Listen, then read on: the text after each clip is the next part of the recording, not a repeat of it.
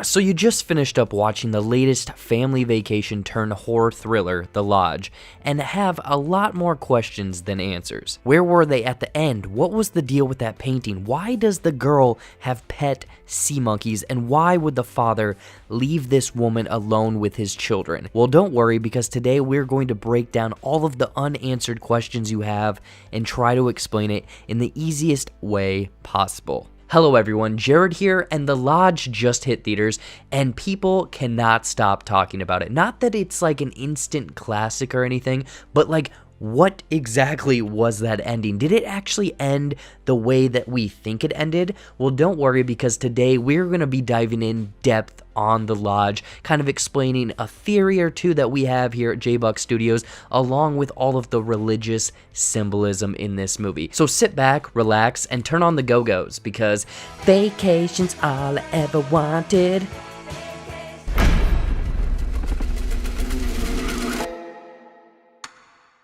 So it is safe to say if you are watching this video, then you in fact watched The Lodge. If not, here's a quick refresher. The Lodge opens with Laura breaking down in tears because her glory days of being Cher in Clueless are over with.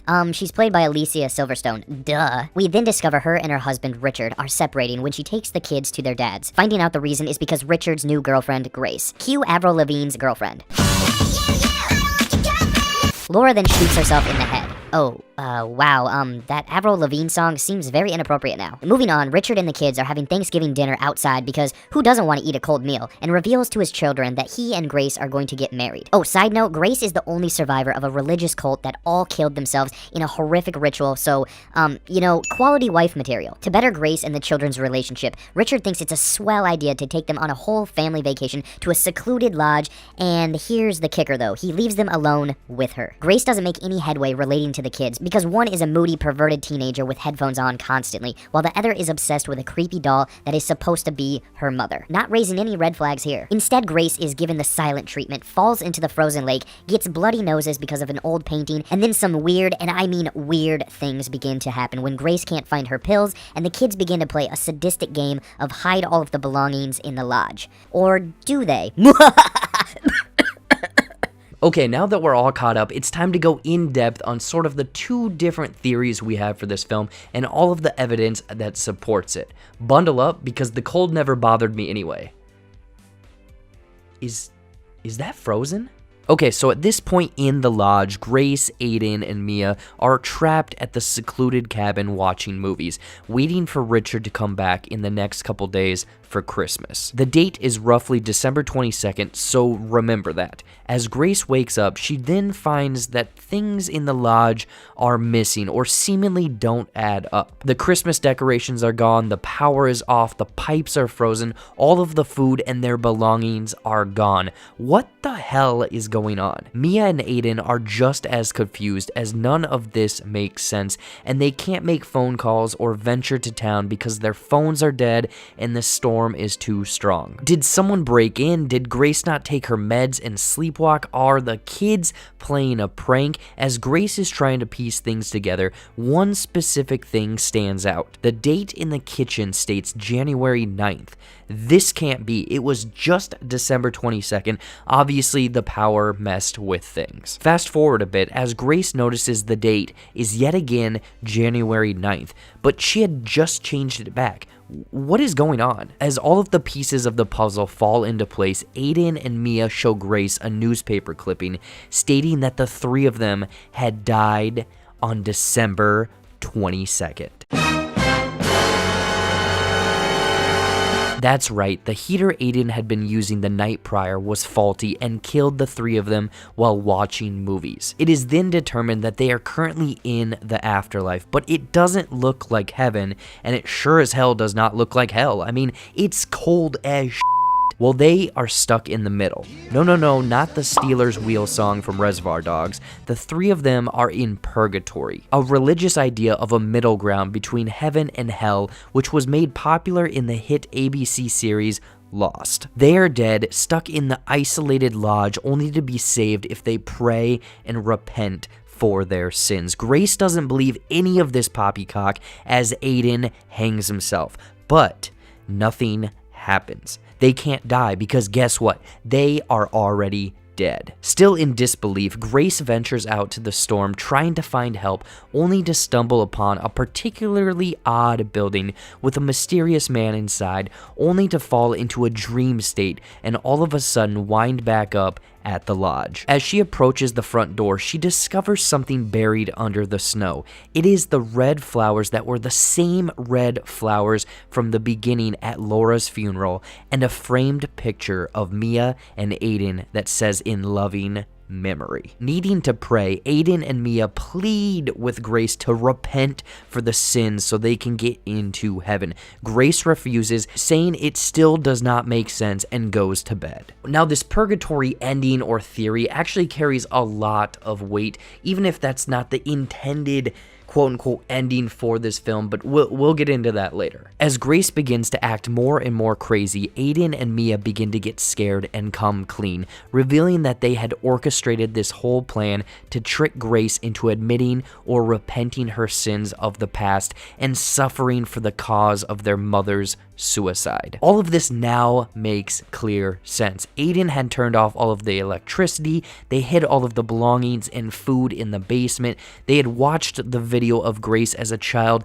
and the sermon from her father demanding to repent. This now oddly sets up why there were flashes to the dollhouse all along, as it now shows Richard coming across the dollhouse back in town. Aiden and Mia, as close siblings, had blamed Grace for the suicide of their mother and had planned this from the beginning, staging how everything would be planned out in the dollhouse like some kind of sick Kevin McAllister, but also, if you remember to the beginning, that Aiden had packed certain items for the trip. Candles, a picture frame, and so forth. It was all planned since the beginning. However, Grace has been off her meds for far too long and accepts that they really are in purgatory, explaining to the two children a sacrifice must be made in order for them to get into heaven, or therefore repent. Grace had already kneeled and prayed on smoldering logs, and it was now the children's turn. Grace forces Mia to burn the doll of her mother, the only tangible item she still had of her, when finally Richard makes it back to the lodge. It has gotten far too real. Grace is crazy. The kids went too far with the prank, and Richard is just like, what the heck is going on here? As Richard tries to talk some sense into Grace, stating that no, that in fact they were in real life, it's far too late. The two children had inceptioned her. With the idea of purgatory, she then shoots Richard with the revolver. The final scene is of the family sitting at the table, Richard dead, while Grace softly sings a church hymn. She begs Aiden and Mia to join in, encouraging them to repent, as she applies the same duct tape with sin written on it as she had seen in the cult video at the beginning of this film. The final shot is of the gun, implying that the children are killed via Grace. Grace kills herself, and fade to black. Now, what the heck is true and what the heck is not? Obviously, the reality interpretation that the filmmakers were going for, how the film, I guess, ended on screen, is probably the main theory that we're gonna go with, but let's dive into all of the religious symbolism and sort of that purgatory theory, because in reality, they could still be in purgatory at the end of this film. So the ending of the film very much leans into the theory that we are in reality, but many aspects still point to everything being in purgatory. It was all a facade. For example, purgatory isn't completely deemed a punishment. It is more of like when your parents say, "We're not mad, we're just disappointed." And throughout the film, there are several more hints at purgatory. The first of which is Mia at her mother's funeral. Everyone lets a balloon go, sailing off into the heavens. Yet when Mia tries to tie the doll of her mother to the balloon and send her away, the balloon and doll crash back down to earth in what we can say is purgatory. Second of which is when Grace is walking in circles in the snow. She wanders far out into the wilderness, but every time finds her way back to the lodge. Even when she sees that odd building from her childhood, it isn't actually there. It's more of a memory memory that torments her, along with the voices in her head, for the evil she had once done. A reminder she should have repented her sins. But thirdly is the biggest one. Let's remember back to the night that everyone died via the broken heater. They had been watching two different movies. The second being that of 1998's Jack Frost, starring the one and only Michael Keaton. This was said to be a cursed film because unfortunately George Clooney had passed on being the lead Jack Frost character, even after the Henson Workshop had spent countless hours modeling the snowman puppet after Clooney. I mean, look at the resemblance. This is uncanny. I mean, which one is George? I don't know. Instead, they brought in Keaton to be a hit singer in the Tri-County area, singing Christmas songs at local dive bars. Yeah, you can't make this shit up. Claiming him and the Jack Frost band were going to make it big. Sorry. What I'm getting at here is that he died in that film and was in Purgatory as the snowman. And he had to redeem himself to his kid because he was never there for him. Just like Grace was never there to make things up to her father, Grace and Michael Keaton are the same characters in this film. Maybe a stretch there, but now let's dive into the reality portions of this film and kind of explain it and show how this one could potentially be the true ending of the film and why the filmmakers really went with this one. Okay, let's look at this. Everything actually happened, the kids were dicks, and Grace is a full-blown cult leader. And all of this was intentional. Obviously, the medicine Grace had been taking was helping with her badness, but the meds were only keeping her at bay. The cult religious practices were always in her, and unfortunately, the family were the victims. Let's think back to the first film they were watching on movie night at the Lodge, John Carpenter's The Thing, which came out in 1982 to awful reviews, with Vincent Canby of the New York Times claiming it was instant junk. But later it was praised as a cutting-edge film. From the horror elements to the creature design, many people now call it one of the greats, which featured Wilford Brimley, who was that diabetes guy on TV. Hi, I'm Wilford Brimley, and I have diabetes. Wow, we just went into The Thing ending explained poorly. Weird. But what I was getting at is that the film gained a cult following.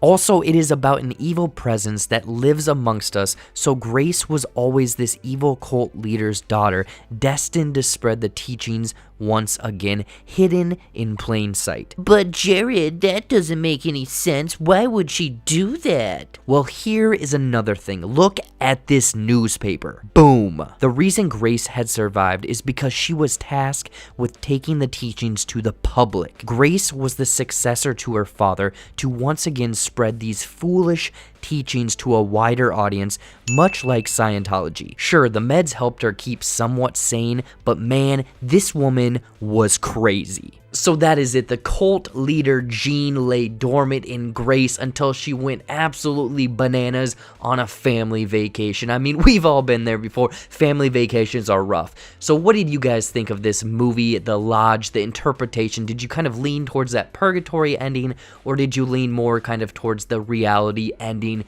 that is shown on the big screen? Let me know in the comments down below. Anyways, though, as always, thank you so much for watching. Watch some more videos up there or right over there. There's plenty more of these ending explained poorly videos. I thoroughly enjoy doing these. These take a lot more time, but they feel like they give me so much more satisfaction. Let me know what you guys think of this in the comments down below. There's plenty more of these coming in February. Like this video, watch more videos, like the JBuck Studios channel, share this video out, and until next time, we'll see you later.